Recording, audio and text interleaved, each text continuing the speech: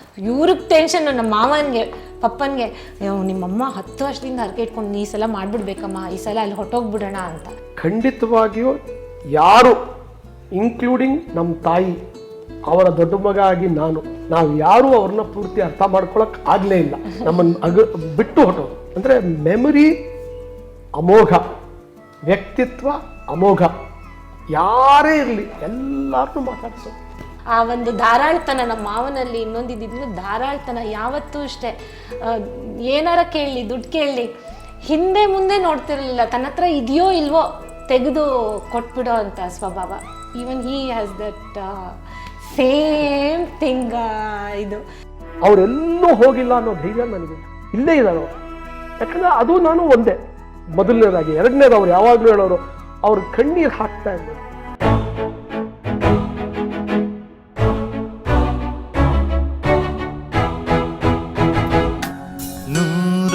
ನೂರೊಂದು ನೆನಪು. ಆಮೇಲೆ ನಂತರ ನಮ್ಮ ಜೊತೆ ನಾವೇ ಯಾರು ಹೆಂಗಿರ್ತೀರೋ ಅವ್ರ ಥರ ಅವ್ರು ಆಗೋರು. ಅದೇ ನೀವು ಹೇಳ್ದಂಗೆ ಈಗ ನಿಮ್ಮ ಜೊತೆ ಇದ್ರೆ ನಿಮ್ಮ ಇದ್ರ ಥರ, ನಮ್ಮ ಜೊತೆ ಇದ್ದಾಗ ನಮ್ಮ ಒಂದು ಫಾದರ್ಲಿ ಫಿಗರ್ ಆಗಿ ಗೊತ್ತೇ ಮಾಡಿಸ್ತಾ ಇರಲಿಲ್ಲ. ನಾವು ಆ ಟ್ರಿಪ್ಪಲ್ಲಿ ಐ ರಿಮೆಂಬರ್, ನಾವು ಇದು ಮೂಕಾಂಬಿಕೆ ಕೊಲ್ಲೂರಿಗೆ ಹೋದ್ವಿ. ಇದಕ್ಕೆ ಅಲ್ಲಿ ಹೋದಾಗ ನಮ್ಮ ತಾಯಿ ಹರಕೆ ಇಟ್ಕೊಂಡ್ಬಿಟ್ಟಿದ್ರು, ಏನೋ ಅಲ್ಲಿ ರಥ ಎಳಿತೀನಿ, ನಂದು 2ನೇ ಮಗಳದ್ದು ಡೆಲಿವರಿ ಆದ್ಮೇಲೆ ಅಂತ. ಅದಾಗಿ 10 ವರ್ಷ ಆಗೋಗಿತ್ತು. ಇವ್ರಿಗೆ ಟೆನ್ಷನ್, ನಮ್ಮ ಮಾವನಿಗೆ ಪಪ್ಪನಿಗೆ, ನಿಮ್ಮಮ್ಮ 10 ವರ್ಷದಿಂದ ಹರಕೆ ಇಟ್ಕೊಂಡು ಈ ಸಲ ಮಾಡ್ಬಿಡ್ಬೇಕಮ್ಮ, ಈ ಸಲ ಅಲ್ಲಿ ಹೊಟ್ಟೋಗ್ಬಿಡೋಣ ಅಂತ. ಸೊ ಹೋಗ್ಬಿಟ್ಟು ವಿಪರೀತ ರಶ್ ಮೂಕಾಂಬಿಕೆ ದೇವಸ್ಥಾನದಲ್ಲಿ. ವಿ ಆಲ್ ಡಿಸೈಡೆಡ್ ಅದಕ್ಕೆ ಏನು ಕಾಣಿಕೆ ಇದೆಯೋ ಅದನ್ನು ಕೊಟ್ಟು ಹೆಸರು ಬರೆಸ್ಬಿಡೋಣ, ರಥ ಎಳಿಯೋಕ್ಕಂತೂ ಸಾಧ್ಯನೇ ಇಲ್ಲ ಅಂದ್ಬಿಟ್ಟು ನಮಸ್ಕಾರ ಎಲ್ಲ ಮಾಡಿ ಬರೆಸ್ಬಿಟ್ಟು ಬರ್ತಾಯಿದ್ವಿ ಆಚೆ. ಇನ್ಯಾರೋ ರಥ ಎಳಿತಾಯಿದ್ರು. ಇವ್ರು ಅಷ್ಟರಲ್ಲಿ ಇವ್ರಿಗೆ ಮನಸ್ಸಿನಲ್ಲಿ ರಥ ಎಳಿಬೇಕು ಇವರಿಬ್ರು ಅನ್ನೋದು ಒಳಗಡೆ. ಸೊ ಅಲ್ಲಿ ನೋಡ್ಬಿಟ್ಟು ನಾವೆಲ್ಲೋ ನಿಂತಿದ್ದೀವಿ. ಆರ್ತಿ ಪ್ರಸನ್ನ, ಬೇಗ ಬನ್ನಿ ನೋಡಿ ರಥ ಎಳಿತಿದ್ದಾರೆ, ನೀವು ನಿಂತ್ಕೊಂಬಿಡಿ ಜೊತೆಗೆ, ಆಗೇ ಹೋಗುತ್ತೆ ಅಂತ ಹೇಳಿ ಅಲ್ಲಿದ್ದಿದ್ದು ಯಾರು ಪುರೋಹಿತರು, ನಮ್ಮಿಬ್ರನ್ನ ಮುಂದೆ ಫಸ್ಟ್ ನಾವೇ ರಥ ಎಳಿಯೋಕ್ಕೆ ನಿಂತ್ಕೊಂಡು ಪ್ರಾಕಾರ ಮಾಡಿದ್ರೆ ನನ್ನ ಕಣ್ಣಲ್ಲಿ ನೀರು ಸುರಿದೋಗ್ತಿದೆ. ನನ್ನ ಜೊತೆ ಹತ್ತೋರು ನಮ್ಮ ಮಾವ, ನಿಮ್ಮ ರಥ ಎಳಿಯೋದಕ್ಕೆ ನನ್ನ ಜೊತೆ ಕಣ್ಣಲ್ಲಿ ನೀರು ಅದು ಮುಗಿಸ್ಕೊಂಡು ಬಂದ್ರೆ ನನ್ನನ್ನು ಹಿಡ್ಕೊಂಡು ಅಷ್ಟು ಕಣ್ಣೀರು ಸುರಿಸಿದ್ದಾರೆ. ಆ ತಾಯಿ ಬ್ಲೆಸ್ಸಿಂಗ್ಸು ನಿನಗಾಯ್ತು ಅಂತ ಆ ಥರ ಒಂದು ಮಿಡಿತಿದ್ದಿದ್ದು ಹೃದಯ. ಅದು ವೆರಿ ಗ್ರೇಟ್ ಸೋಲ್, ವೆರಿ ರೇರ್ ಸೋಲ್. ಯಾಕೆಂದರೆ ಎಲ್ಲರನ್ನಲ್ಲೂ ಆ ಥರ ತುಂಬು ವ್ಯಕ್ತಿತ್ವ ಅಂತ ಹೇಳ್ತೀವಲ್ವ, ಅದನ್ನು ಕಾಣಲ್ಲ. ಇವ್ರು ಹೇಳ್ದಂಗೆ ಖಂಡಿತವಾಗಿಯೂ ಯಾರು ಇನ್ಕ್ಲೂಡಿಂಗ್ ನಮ್ಮ ತಾಯಿ, ಅವರ ದೊಡ್ಡ ಮಗ ಆಗಿ ನಾವು ಯಾರೂ ಅವ್ರನ್ನ ಪೂರ್ತಿ ಅರ್ಥ ಮಾಡ್ಕೊಳಕ್ ಆಗಲೇ ಇಲ್ಲ. ನಮ್ಮನ್ನು ಬಿಟ್ಟು ಹೊಟ್ಟೋದು. ಅಗಾಢವಾದ ವ್ಯಕ್ತಿತ್ವ. ಎಲಿಫೆಂಟ್ ಸೈಜ್ ಮೆಮೊರಿ ಇನ್ಬೇಕು, ಅಮೇಜಿಂಗ್ ಮೆಮೊರಿ. ಏನು ಮರೆಯಕ್ಕೆ ಸಾಧ್ಯ ಇಲ್ಲ ಅವ್ರಿಗೆ. ನಮಗೆ ನೆನ್ನೆ ಆಗಿದ್ದ ಬೆಳಗ್ಗೆ ಏನಂತ ಜ್ಞಾಪಕ ಇರಲ್ಲ ನಮಗೆ. ನಾನು ಅದೇ ಹೇಳ್ತಾ ಇದ್ದೆ, ದಯವಿಟ್ಟು ನಿನ್ನ ಜೀನ್ಸ್ ಬಿಟ್ಟೋಗು ಗುರುವೆ, ನನಗೆ ಅದೊಂದು ಸಾಕು, ನನಗೆ ಅಷ್ಟಿದ್ರೆ ನನಗೆ ಆ ಆರೋಗ್ಯ, ಆ ಜೀನ್ಸ್ ನನಗೆ ಕೊಡು ಅಂತ. ಅಂದರೆ ಮೆಮೊರಿ ಅಮೋಘ, ವ್ಯಕ್ತಿತ್ವ ಅಮೋಘ. ಯಾರೇ ಇರಲಿ ಎಲ್ಲರನ್ನೂ ಮಾತಾಡಿಸೋದು. ಈಗ ಗುಂಡೂರಾಯರು ಹಾಗೂ ವೆಂಕಮ್ಮನವರು ಸೋಮಣ್ಣವರು ಪಿಕ್ಚರ್ಗಳಲ್ಲಿ ಮಾಡಿದ್ದು ಇದು ಏನಾದ್ರು ನೋಡಿದ್ರ, ಏನಾದ್ರು ಅವ್ರ ಪ್ರಗತಿನ ಕಂಡ್ರ? ಅರ್ಲಿ ಇಯರ್ಸ್ನಲ್ಲಿ, ಅಂದರೆ ನಮ್ಮ ತಾತ 76-77ಗೆ ಹೊಟ್ಟೋದ್ರು. ಓಕೆ. ಸೊ ಅಲ್ಲಿಗೆ ಇವರು ಅವಾಗ ಇನ್ನೂ ಎರಡೋ ಮೂರೋ ಪಿಕ್ಚರ್ ಮಾಡಿದ್ರು, ಹೃದಯ ಸಂಗಮ, ಗೀಜಗನಗೂಡು. ಬಟ್ ಅವ್ರದ್ದು ನಾಟಕ ನೋಡಿದ್ದಾರೆ. ಅವ್ರದ್ದು ವೆಂಕಮ್ಮನವರು ಅವ್ರು ನೋಡಿದ್ದಾರೆ. ಆದರೆ ಅವಾಗೆಲ್ಲ ಅಷ್ಟು ಸುಲಭ ಇರ್ತಿರ್ಲಿಲ್ಲ, ಒಂದು ಸಿನಿಮಾಗೆ ಹೋಗಬೇಕು, ಒಂದು ಇದು ಮಾಡಬೇಕು ಇದೆಲ್ಲ ಅಂತಂದರೆ. ಆದರೂ ಅವ್ರು ಅದನ್ನು ಅಲ್ಲಿ ಇಲ್ಲಿ ಚೆನ್ನಾಗಿ ತಿಳ್ಕೊಂಡಿದ್ರು. ಇವಾಗ ನಿಮಗೊಂದು ಪ್ರಶ್ನೆ, ಸೋಮಣ್ಣವರು ಒಬ್ಬ ತಂದೆಯಾಗಿ ಹೇಗೆ ಅನ್ನೋದನ್ನು ನೀವು ನೋಡಿದ್ದೀರಾ. ಪ್ರಸನ್ನ ಸರ್ ಒಬ್ಬ ತಂದೆಯಾಗಿದೆ, 2 ಹೆಣ್ಮಕ್ಳ ತಂದೆ ಆಗಿದ್ದಾರೆ. ಸೊ ಇಬ್ಬರಲ್ಲಿರೋ ಒಂದು ಕಾಮನ್ ಫ್ಯಾಕ್ಟರ್ ಏನು ಮಕ್ಕಳ ವಿಚಾರದಲ್ಲಿ? ಒಂದು ಓವರ್ ಪ್ರೊಟೆಕ್ಟಿವ್ನೆಸ್, ಅಂದರೆ ಅದು ಒಂಥರ ಅಷ್ಟು ಕಾಳಜಿ ಆ ಮಕ್ಕಳದ್ದು ಇದ್ರ ಮೇಲೆ ಇಬ್ಬರನ್ನಲ್ಲೂ ನಾನು ನೋಡ್ಬೋದು. ಆ್ಯಂಡ್ ದಟ್ ಆ ಲವ್ ಅನ್ನೋದು ಹೇಗೆ ಅಂತಂದರೆ ಇಟ್ಸ್ ಅನ್ಕಂಡೀಷನಲ್. ಅಲ್ಲಿ ನಿನಗೆ ಎಷ್ಟೊಂದು ಜನದ ಮನೇಲಿ ಹೆಂಗಿರುತ್ತೆ ಅಂದರೆ, ನಾನು ಹೇಳ್ದಂಗೆ ನೀ ಕೇಳಿದ್ರೆ ನಾನು ನಿನಗೆ ಪ್ರೀತಿ ಕೊಡ್ತೀನಿ ಅಂತಿರುತ್ತೆ. ಇವ್ರದ್ದು ಹಂಗಲ್ಲ, ಇವ್ರ ಮನೆಯಲ್ಲಿ that love is ever present. In spite of ನೀ ಏನಾರ ಮಾಡು ಹೇಗಾದರೂ ಇರು, that love is always there, that support is always there. ಅದು ಯಾವತ್ತೂ ಯಾರಿಗೂ ಕಮ್ಮಿ ಆಗಕ್ಕೆ ಸಾಧ್ಯನೇ ಇಲ್ಲ ಮನೆಯಲ್ಲಿ. ನಾವು ಏನಾರ ತಪ್ಪ ಮಾಡಲಿ ಸರಿನಾದರೂ ಮಾಡಲಿ, ಅದು ದಟ್ ಈಸ್ ಆಲ್ವೇಸ್ ಒಂಥರ ಫಾಲ್ ಬ್ಯಾಕ್ ಇದು. ಅದೇ ಥರ ಇವ್ರೂ ಅಷ್ಟೇ. ಆ ಒಂದು ಧಾರಾಳ್ತನ ನಮ್ಮ ಮಾವನಲ್ಲಿ ಇನ್ನೊಂದಿದ್ದು, ಧಾರಾಳ್ತನ ಯಾವತ್ತೂ ಅಷ್ಟೇ. ಏನಾರ ಕೇಳಲಿ, ದುಡ್ಡು ಕೇಳಲಿ, ಹಿಂದೆ ಮುಂದೆ ನೋಡ್ತಿರಲಿಲ್ಲ, ತನ್ನ ಹತ್ರ ಇದೆಯೋ ಇಲ್ವೋ ತೆಗೆದು ಕೊಟ್ಬಿಡೋ ಅಂತ ಸ್ವಭಾವ. Even he has that same thing. ಇದು ಸಹ ಕಷ್ಟ ಬಂದವ್ರು ಯಾರು ಇದ್ದರೆ ಕೈಯಿಂದ ಧಾರಾಳವಾಗಿ ಕೊಡೋ ಒಂದು ಇದು. ಮಕ್ಳಿಗೂ ಅಷ್ಟೇ. ಆ್ಯಂಡ್ ಎಮೋಷ್ನಲಿ ದಟ್ ಸಪೋರ್ಟ್ ಇದೆಯಲ್ಲ, that is very important for children. ಅವರಿಂದ ಯಾವ್ದಾರು ಒಂದು ಅಡಾಪ್ಟ್ ಮಾಡ್ಕೋಬೇಕು ಅಂದರೆ ಸರ್ ಯಾವ್ದು ಮಾಡ್ಕೋಬೇಕು? I think he has adopted almost everything. From the kopa to the he used to get, ಈಗಿಲ್ಲ, ಈಗ ಖಂಡಿತ ಇಲ್ಲ. ಈಗ ಎಲ್ಲಿ ಸ್ಪಿರಿಚುವಲ್ಗೆಲ್ಲ ಕೋಪ ಇವಾಗ ಕೋಪ ಕಮ್ಮಿ ಆಗ್ಬಿಟ್ಟಿದೆ. ಅಂದ್ರೆ ಆ ತರ ಮೊದಲು ಬರೋದು ಕೋಪ ಬರೋದು ಬಹಳ ಚೆನ್ನಾಗಿ ಬರೋದು. ನನಗೆ ಅವರಿಗೆ ಕಾಂಪಿಟೇಷನ್. ಸೊ ಅದೇ ಹೇಳಿದ್ರಲ್ಲ, ಈ ಚಿತ್ರದುರ್ಗ ಉಡುಪಿ ಟ್ರಾವೆಲ್ ಟ್ರಿಪ್, ಉಡುಪಿಗೆ ಬಂದ್ವಿ.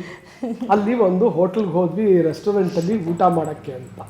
ಅವನು ಯಾರೋ ಸ್ವಲ್ಪ ತಲೆಹರಟೆ ಮಾಡಿಬಿಟ್ಟ ಹೋಟೆಲ್ನವನು. ಈ ಅದೇ ಮ್ಯಾನೇಜರ್ ಥರ ಏನೋ ಇರ್ತಾನಲ್ಲ, ನನಗೆ ಭಯಂಕರ ಕೋಪ ಬಂದ್ಬಿಡ್ತು. ನಾನು ಶುರು ಮಾಡಿದೆ ಬೈಯಕ್ಕೆ. ನಾನು ಕೋಪಗೊಂಡೆ. ನನಗೆ ಕೋಪ ಬಂದಿದೆ ಅಂತ ನಮ್ಮ ಅಪ್ಪನಿಗೆ ಇನ್ನೂ ಕೋಪ ಬಂದು ಇನ್ನೆಷ್ಟು ಬೈದಿದ್ದಾರೆ ಅವನಿಗೆ ಅಂದರೆ, ಇಬ್ರು ಜಾಡಿಸ್ಬಿಟ್ವಿ ಅವನ್ನ. ಇವ್ರು ಯಾವ ಲೆವೆಲ್ಗೆ ಹೋಗ್ಬಿಟ್ಟು ನಮ್ಮ ತಂದೆ ಅಂದ್ರೆ, ನಿನ್ನ ದಹನ ಕ್ರಿಯೆ ಮಾಡ್ಬಿಡ್ತೀನಿ ನಿನ್ನ ಅಂತ ಅಲ್ಲಿಗೆ ಬಿಟ್ಟೋದೊಳಗೆ. ಅದಾದ್ಮೇಲೆ ಅವ್ರಿಗೆ ಕೊನೆವರೆಗೂ ಇತ್ತು. ನಾನೀಗ ಒಂದು 6-7 ವರ್ಷ ಸ್ವಲ್ಪ ಸ್ಪಿರಿಚುಯಾಲಿಟಿ ಜಾಸ್ತಿ ಆದಮೇಲೆ ಕಾನ್ಷಿಯಸ್ ಆಗಿ ತಾಯಿನ ಕೇಳ್ಕೊಂಡು ಕಡಿಮೆ ಮಾಡ್ಕೊ. ಅಪ್ಪ ಕಾಲವಾದ್ಮೇಲೆ ಈ ಕಡೆ ಸ್ಪಿರಿಚುಯಾಲಿಟಿ ಕಡೆ ಜಾಸ್ತಿ ಒಲವಾಯ್ತಾ ನಿಮಗೆ? ಇಲ್ಲ, ಇತ್ತು. ಯಾಕಂದ್ರೆ ಅವರು ನನಗೆ ಅದನ್ನು ಮಾಡಿಸಿದ್ರು. ನೀವು ಒಳ್ಳೆ ಪ್ರಶ್ನೆ ಅಂತ ನೀವು ಕೇಳಿರೋದು. ಒಂದು ಲೆವೆಲಿಂದ ಇನ್ನೊಂದು ಲೆವೆಲ್ಗೆ ಪ್ರಾಬಬಲಿ ಆಯಿತು. ಅದಕ್ಕೊಂದು 2 ವರ್ಷಕ್ಕೆ ಮುಂಚೆನೇ ನಾನು ಸ್ವಲ್ಪ ಈ ನಮ್ಮದು ಶೃಂಗೇರಿ ಶಂಕರ ಇದು ಮನೆ, ಇದು ಆ ಲೀನಿಯೇಜು. ಸೊ ನಾವು ಶೃಂಗೇರಿ ಶಾರದಾ, ಶೃಂಗೇರಿ ನಾವು 2-3 ಸಲ ನಾವು ಅಪ್ಪ ಅಮ್ಮನೆಲ್ಲ ಕರ್ಕೊಂಡು ಶೃಂಗೇರಿಗೆಲ್ಲ ಹೋಗಿದ್ದೀವಿ. ಅದ್ಭುತ ದಿನಗಳವೆಲ್ಲ. ಸೊ ಅಲ್ಲೆಲ್ಲ ಹೋದಾಗ ನನಗಿನ್ನೂ ಅಷ್ಟೊಂದು ಅದರದ್ದು ಒಲವು ಇರಲಿಲ್ಲ. ಆಮೇಲೆ ಬಂತು ಇವ್ರಿಗೆ ಸ್ವಲ್ಪ ಜಾಸ್ತಿ. ನಮ್ಮ ತಂದೆ ಹೋದಾಗ ಅಷ್ಟರಲ್ಲಿ ನಾನು ಸುಮಾರು 1 ವರ್ಷ ನಾನು ಒಂದು ಸ್ವಲ್ಪ ಈ ವೇದಾಂತನ ಅಧ್ಯಯನ ಮಾಡೋಕ್ಕೆ ಸ್ವಲ್ಪ ಶುರು ಮಾಡಿದ್ದೆ. ತಂದೆ ಹೋದಾಗ ಅವರ ಪಾರ್ಥಿವ ಶರೀರನ ನಾವು ತೊಗೊಂಡು ಹೋಗ್ತಾ ಇದ್ದೀವಿ. ಆಗ ನಾನು ಒಂದು ಶ್ಲೋಕ ಹೇಳ್ಕೊತಾ ಇದ್ದೆ. ಯಾಕೆ ನಮ್ಮ ತಂದೆ ನನಗೆ ಆದಿತ್ಯ ಹೃದಯ ಹೇಳ್ಕೊಟ್ಟಿದ್ದು ನನಗೆ ಅವರೇ. ನಾನು ಇವತ್ತಿಗೂ ಹೇಳ್ಕೊತೀನಿ, ನಾನು ಎಂದೂ ಮಿಸ್ ಮಾಡಿಲ್ಲ. ತುಂಬ ದೊಡ್ಡದು ಆದಿತ್ಯ ಹೃದಯ, ಅದು ದೊಡ್ಡ ಶ್ಲೋಕ. ಅದು ನನಗೆ ಅಮೆರಿಕಾಗೆ ಹೋಗ್ಬೇಕಾದ್ರೆ ನನಗೆ ಸುಬ್ರಹ್ಮಣ್ಯ ದೇವಸ್ಥಾನದಲ್ಲಿ ವಿಶ್ವೇಶ್ವರಪುರಮಲ್ಲಿ ತೊಡೆ ಮೇಲೆ ಕೂಡಿಸ್ಕೊಂಡು ಅದನ್ನು ಹೇಳಿ, ಇದನ್ನು ಯಾವತ್ತೂ ಬಿಡಬೇಡ, ನಿನಗೆ ರಕ್ಷಣೆ ಇದು ಅಂತ ಹೇಳಿದ್ರು. ಅಪ್ಪ ಹೇಳಿದ್ದು ಅದನ್ನು ನಾನು ಹಾಗೆ ಇಟ್ಕೊಂಡು ಬಂದಿದ್ದೀನಿ. ಅದು ಆಮೇಲೆ ಇನ್ನೊಂದು ಏನೋ ಸುಬ್ರಹ್ಮಣ್ಯಂದೊಂದು ಶ್ಲೋಕ. ಆದರೆ ಅವತ್ತಿನ ದಿನ ನಾವು ಬಾಡಿ ತೊಗೊಂಡು ಹೋಗ್ಬೇಕಾದ್ರೆ ವ್ಯಾನಲ್ಲಿ ನನ್ನ ಒಳಗಡೆ ಕಂಟಿನ್ಯೂಸ್ ಆಗಿ ಆ ಶ್ಲೋಕ ಆಗ್ತಾಯಿದೆ, ಜಪ ಆಗ್ತಾಯಿದೆ. ಹೊರಗಡೆ ಕಣ್ಣಲ್ಲಿ ನೀರು ಸುರಿದೋಗ್ತಾ ಇದೆ. ಆದರೆ ಅವತ್ತು ನನಗೆ ವೇದಾಂತದ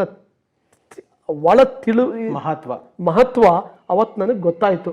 ಯಾಕೆ ಅಂದರೆ ನಾವು ವೇದಾಂತದಲ್ಲಿ ಹೇಳ್ತೀವಿ, ಈ ದೇಹ ಒಂದು ಜಡ, ಆ ಒಳಗಡೆ ಆ ಚೈತನ್ಯ ಅನ್ನೋದು ನಿನಗೆ ಆ ದೇಹಕ್ಕೆ ಶಕ್ತಿ ಕೊಡೋ ಒಂದು ಪವರ್. ಅದು ನೀನು, ಅದನ್ನು ನೀನು ತಿಳಿ ಅಂತ ಹೇಳುತ್ತೆ ವೇದಾಂತದಲ್ಲಿ. ಅವಾಗ ನಾನು ಅಪ್ಪನ ಕೇಳ್ತಾ ಇದ್ದೆ. ಆಲ್ಮೋಸ್ಟ್ ಅದೇ ಕಿವಿ ಇದೆಯಲ್ಲೋ, ಈಗ 1 ಅವರ್ ಮುಂಚೆ ನಿನ್ನ ಹತ್ರ ಮಾತಾಡಿದ್ನಲ್ಲಯ್ಯ, 1 ಅವರ್ ಮುಂಚೆ ನಿನಗೆ ಮಾತಾಡಿ ಇದನ್ನು ಒಳ್ಳೆ ತಿಂಡಿ ತಿನ್ಕೊಳ್ಳೋ ಅಂತ ಅಂದೆ. ಯಾಕಂದರೆ ತಿನ್ನೋಕ್ಕಾಗ್ತಿರ್ಲಿಲ್ಲ ಅವ್ರಿಗೆ, ಹಿಂದಿನ ದಿನ ಬಿದ್ದುಬಿಟ್ಟಿದ್ರು, ಏನೇನೋ ಆಗಿತ್ತು. ಅವಾಗ ಕೇಳ್ತಾ ಇದ್ದೆ ನನಗೆ ನಾನೇ, ಅಲ್ಲ ಅದೇ ಕಿವಿಲಿ ಕೇಳಿಸ್ಕೊಂಡ, ಅದೇ ಬಾಯಲ್ಲಿ ನನ್ನ ಹತ್ರ ಮಾತಾಡ್ದ, ಪ್ರಸನ್ನ ಏನು ಎಲ್ಲಿದ್ದು ಹೋಗಿದ್ದೆ ಇವತ್ತು ಅಂತ ಹಿಂಗೆ ಕೇಳೋರು ಅವ್ರು ನನ್ನನ್ನು. ದಿನ 10 ಗಂಟೆಗೆ ರಾತ್ರಿ ನಾನು ಅವ್ರಿಗೆ ಅರ್ಧ ಗಂಟೆ ಫೋನಲ್ಲಿ ದಿನ ಮಾತಾಡಬೇಕು. ಮಾತಾಡಲಿಲ್ಲ ಅಂದ್ರೆ ನನಗೂ ಸಮಾಧಾನ ಇಲ್ಲ, ಅವ್ರಿಗೂ ಸಮಾಧಾನ ಇಲ್ಲ.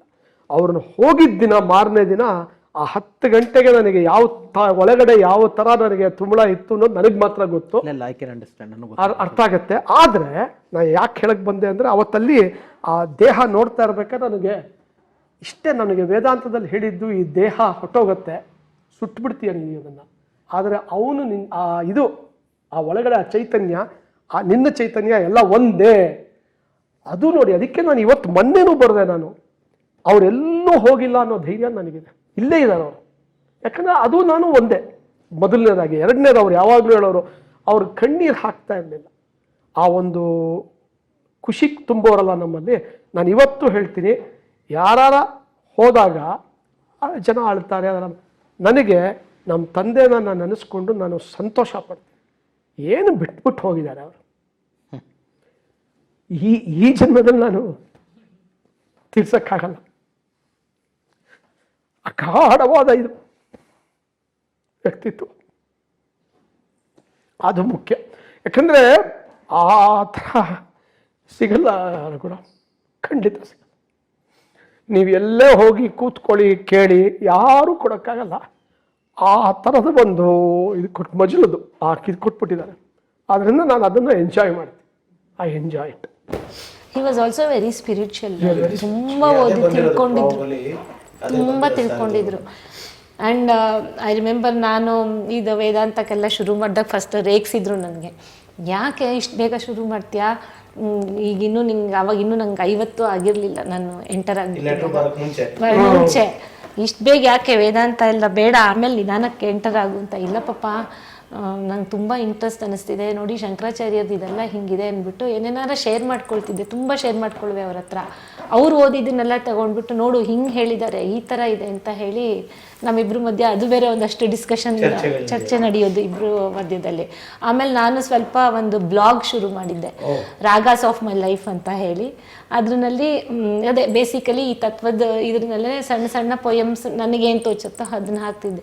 ಅದು ಏನು ಖುಷಿ ಪಡ್ತಾ ಇದ್ರು ಅದನ್ನ ಓದ್ಬಿಟ್ಟೆ, ತುಂಬ ಚೆನ್ನಾಗಿ ಬರ್ದಿದ್ಯಾ ಕಣಮ್ಮ, ಇದು ಇಷ್ಟು ಸಿಂಪಲ್ಲಾಗಿ ಇಷ್ಟು ವರ್ಡ್ಸಲ್ಲಿ ಹೇಳ್ಬಿಟ್ಟಿದ್ಯಾ ಅಂದ್ಬಿಟ್ಟು ಅವ್ರಿಗೆಲ್ಲನೂ ಬುಕ್ ಮಾಡೋ ಇದನ್ನು ಒಂದು ಬುಕ್ ಮಾಡಿಬಿಡ್ತೀನಿ, ನೀನು 100 ಮೇಲೆ ಆಗೋಗ್ಬಿಟ್ಟಿದೆ ಇವಾಗ, ಇದನ್ನ ಮಾಡೋಣ. ಪಾಪ ಖಂಡಿತ ಬೇಡ ಪಾಪ, ಪ್ಲೀಸ್ ಮಾಡಬೇಡಿ, ಬುಕ್ಕಲ್ಲ ನೀವು. ನಿಮ್ಮಲ್ಲಿ ಎಲ್ಲರೂ ಏನ್ ಮಾಡ್ತಾರೆ ಗೊತ್ತಾ, ಇದೇನೋ ನಾವೇನೋ ಇದನ್ನ ಮಾಡ್ತೀವಿ ಅಂದ್ರೆ, ಏನ್ರಿ ಅದನ್ನ ಮಾಡ್ತೀರಾ ಅಂತ ಒಂಥರ ಕಡೆಗಾಗ್ಬಿಡ್ತಾರೆ. ಯಾರು ಏನೇ ಮಾಡಲಿ ಅದಕ್ಕೊಂದು ಮಹತ್ವ ಕೊಡೋರು. ನಾನು ಬರೆಯೋ ಇದಕ್ಕೆ ನನಗೆ ಕೊನೆ ಇದು ವಿಷಯ ನನಗೆ ಜ್ಞಾಪಕ ಇರೋ ಹಾಗೆ ಅಂದರೆ, ನಾನು ಹೈದರಾಬಾದ್ಗೆ ಹೋಗಿ ಇಳಿದೆ. ನಮ್ಮ ದೊಡ್ಡಪ್ಪನ ಬಗ್ಗೆ ಒಂದು ಪುಸ್ತಕ ಬರೀತಾ ಇದ್ರು, ಅದಕ್ಕೆ ನಾನೊಂದು ಆರ್ಟಿಕಲ್ ಬರೆದಿದ್ದೆ. ಅದನ್ನು ಕೊಟ್ಬಿಟ್ಟು ನಾನು ಹೊಟ್ಟೋಗಿದ್ದೆ, ಹೈದರಾಬಾದ್ ಹೊಟ್ಟೋದೆ. ಅಲ್ಲಿ ಹೋಗಿ ಇಳಿಯೋದಕ್ಕೆ ಕಾಯ್ತಾ ಇದ್ದಾರೆ, ಯಾಕಂದರೆ ಏರ್ಲೈನಲ್ಲಿ ಸ್ವಿಚ್ ಆಫು. ನಾನು ಇನ್ನೂ ಹೋಗಿ ಟ್ಯಾಕ್ಸಿಲಿ ಕೂತಿದ್ದೀನಿ, ಬಂತು. ಹೆಮ್ಮೆ ಕಣಯ್ಯ ನೀನು ನನ್ನ ಮಗ ಅಂತ ಹೇಳ್ಕೊಳಕ್ಕೆ ಅಂತಂದ್ರು. ಯಾಕೆ ಪಪ್ಪ ಏನಾಯಿತು ಅಂತಂದೆ. ಅದು ಏನು ಬರ್ದಿದ್ಯಾ ನೀನು ದೊಡ್ಡಪ್ಪನ ಬಗ್ಗೆ, I am very impressed, I didn't know you could write like that ಅಂದರು. ಅಲ್ಲ ಪಪ್ಪ, ಅವರಂಥ ಮನುಷ್ಯ ಅವರು, ಆ ಥರ ಅವ್ರ ಬಗ್ಗೆ ಬರ್ದಿದ್ದೀನಿ ಅಷ್ಟೇ, ನಾನು ಬರ್ದಿರೋದೇನೂ ಇಲ್ಲ, ನೀವು ಅದನ್ನು ಹಂಗೆ ನೋಡ್ತಾ ಇದ್ದೀರಿ, you don't know, I think one of the best articles that I have read, ಇದು ನಿನಗೆ ಶೋಭೆ ಕೊಡುತ್ತೆ ಅಂತ ಅಂದು. ನನಗೆ ಆ ಹೈದರಾಬಾದ್ ಟ್ರಿಪ್ ಮುಂದಿನ ಒಂದು 4 ದಿನ ನನಗದು ಮೋಟಿವೇಶನ್ ನೋಡಿ, ಖುಷಿ ಪಟ್ಟರು ಅಲ್ವಾ. ಯಾಕಂದ್ರೆ ಅವರಿಂದ ಬರಬೇಕು ಅಂದ್ರೆ ಅಷ್ಟು ಈಸಿ ಅಲ್ಲ. ಅವ್ರ ಇಂಗ್ಲೀಷು ತುಂಬ ಚೆನ್ನಾಗಿ, ಸಿಕ್ಕಾಪಟ್ಟೆ ಗ್ರಾಮರು ಅದು ಇದು ಕರೆಕ್ಟಾಗಿ, ಪದ ಬಳಕೆ, ಕನ್ನಡ ಆ್ಯಂಡ್ ಇಂಗ್ಲೀಷ್ ಎರಡೂ ಅಷ್ಟೇ. ಸಂಸ್ಕೃತನೂ ಇದು ಮಾಡೋರು ತುಂಬಾ. ಒಂದು ದಟ್ಸ್ ವಾಟ್, ಮತ್ತೆ ಅದೇ ಹೇಳಬೇಕು ಅನ್ಸುತ್ತೆ, ಆ ಥರದ ವ್ಯಕ್ತಿತ್ವ ಅಪರೂಪ. ಎಲ್ಲ ಇದ್ರಲ್ಲೂ ಇರೋವಂಥವ್ರು ತುಂಬ ಕಮ್ಮಿ, ವೆರಿ ಫ್ಯೂ ದೇವ್ರು ಕಳಿಸ್ತಾನೆ ಅನ್ಸುತ್ತೆ ಈ ಥರ ಇರಿ ಅಂತ ಹೇಳಿ. ಹಾಗೆ ಆ್ಯಂಡ್ ಪ್ರತಿಯೊಬ್ಬರಿಗೂ ಅಂದರೆ ಎಲ್ಲರ ಜೀವನದಲ್ಲೂ, ನಿಮ್ಮ ಜೀವನದಲ್ಲಿ, ನನ್ನ ಎಲ್ಲ ಇಂಡಿವಿಜುವಲ್ಸ್ ಜೀವನದಲ್ಲೂ ನಾವೆಲ್ಲರೂ ನಮ್ಮನ್ನು ಬೆಟ್ಟು ಹಿಡ್ಕೊಂಡು, ನಮಗೆ ತುತ್ತು ತಿನ್ನಿಸಿ, ನಮ್ಮನ್ನು ಹೆಗಲ ಮೇಲೆ ಹೊತ್ತಿ ಬಂದಂಥವ್ರನ್ನ ಯಾರಿಗೂ ಆ ದಿಸಗಳು ಆದಷ್ಟು ಲೇಟಾಗಿ ಬರಬೇಕು, ಬರಬಾರ್ದು ಹೇಳೋಕ್ಕಾಗಲ್ಲ. ಹೌದು, it should come, we should face. ಆದರೆ ಹೆಚ್ಚು ಲೇಟಾಗಿ ಬಂದರೆ ಒಂದು ಸಮಾಧಾನ ಅನ್ನೋ ಸಾರ್ಥ ಗೊತ್ತಿಲ್ಲ ಅದನ್ನ ಹೆಂಗೆ ಹೇಳ್ಬೋದು ಅಂತ. ಬಟ್ ತುಂಬಾ ದಿನ ನಮ್ಮ ಜೊತೆಗೆ ಅವ್ರು ಇದ್ರು ಅನ್ನೋ ಒಂದು ತೃಪ್ತಿ. ಆ ಒಂದು ದಿನ ಅಂದ್ರೆ ನೀವಾಗಲೇ ಮಾತಾಡ್ತಾ ಹೇಳಿದ್ರಿ ಬ್ಯಾಕ್ ಟು ಬ್ಯಾಕ್ ಟ್ರಾಜಿಡೀಸ್ ಆಯ್ತು ಅಂತ. ಫಸ್ಟ್ ಯಾರು ನಿಮ್ಮ ಕಿಟ್ಟು ಅವರ ಡೈರಿ ಬರೆಯೋರು ನಮ್ಮ ಮಾವ. ಒಂದು ದಿನಾನು ತಪ್ಪಿಸಿಲ್ಲ ಗೊತ್ತಾ. ಎವ್ರಿ ಡೇ ಈ ವುಡ್ ರೈಟ್ ಅವತ್ತಿನ ದಿನ ಏನಾಯ್ತು ಅಂತ. ಅದಾಗಿ 10 ಡೇಸ್ಗೆ ಹಿ ಓನ್ಲಿ ಲೆಫ್ಟ್ ಅಸ್. ಏನಾಗಿದೆ ಹೆಲ್ತ್ ಚಾಲೆಂಜಸ್?